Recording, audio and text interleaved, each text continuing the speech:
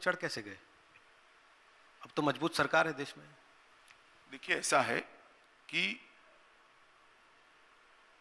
Delhi police ने संयम रखकर गोली नहीं चलाई, इतना ही है। हम नहीं चाहते थे कि आंदोलन रक्त रंजित हो जाए। लेकिन इस बात की तो जानकारी दिल्ली पुलिस को और एजेंसियों को पहले से थी कि उसमें इन्फिल्ट्रेशन हो सकता है कुछ ऐसे तत्वों का जो कुछ हमने कहा भी ऐसी था घटनाओं को अंजाम दे दें। ऐसा है, हमने एक चर्चा भी करी थी, उन्होंने हमें लिखित में दिया था कि यही रूट पर हम निकलेंगे।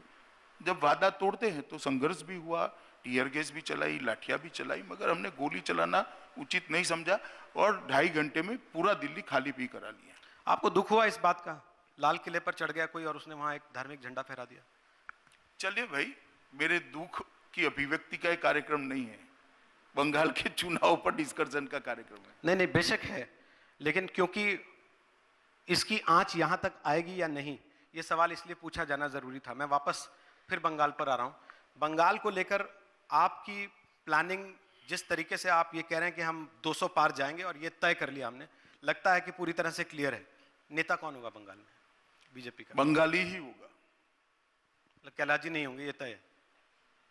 स्वाभाविक रूप से कैलाश जी नहीं होंगे। बंगाल का ही मिट्टी का धरती पुत्र यहाँ का अगला मुख्यमंत्री बनेगा और भारतीय जनता पार्टी से बनेगा।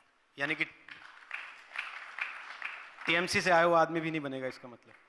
मैंने ऐसा नहीं कहा भाई, कहां से आया वो, बंगाल का धरती पुत्र का। इस बंगाल के चुनाव में आप एक रणनीतिकार के तौर पर इसको टफ पा रहे हैं, इसको इजी पा रहे हैं, या आपके लिए ये सामान्य है जैसे कोई भी चुनाव आप प्लान करते हैं बाकी?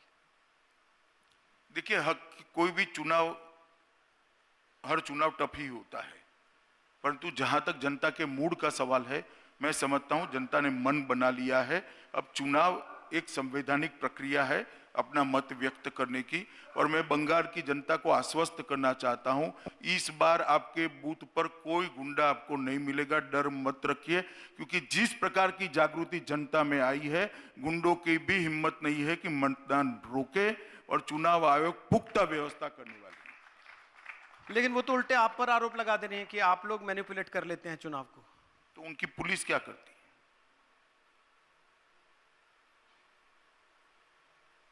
आप बताइए ना। मैं क्या बताऊं? आप उन पर आरोप लगाते हैं कि वो मैनिपुलेट कर रही हैं, वो आप पर आरोप लगाते हैं कि आप मैनिपुलेट कर रहे हैं। नहीं, मगर क्या हम मैनिपुलेट करेंगे? कलेक्टर उसका, डीएसपी उसका, थानेदार उसका, कांस्टेबल उसका, हम क्या मैनिपुलेट करेंगे? लोकतंत्र में लोगों की आस्था कमजोर नहीं होती जब राजनीतिक पार्टियां इस तरीके से एक दूसरे के ऊपर ये कह के आरोप लगाती हैं। बिहार के चुनाव में भी हमने देखा, जब बाद में दब गई वो बात, कि भाई चुनाव में जो है गड़बड़ हुआ है, वोटों की गिनती तो दोबारा होनी चाहिए, ईवीएम पर तो हमें भरोसा नहीं है।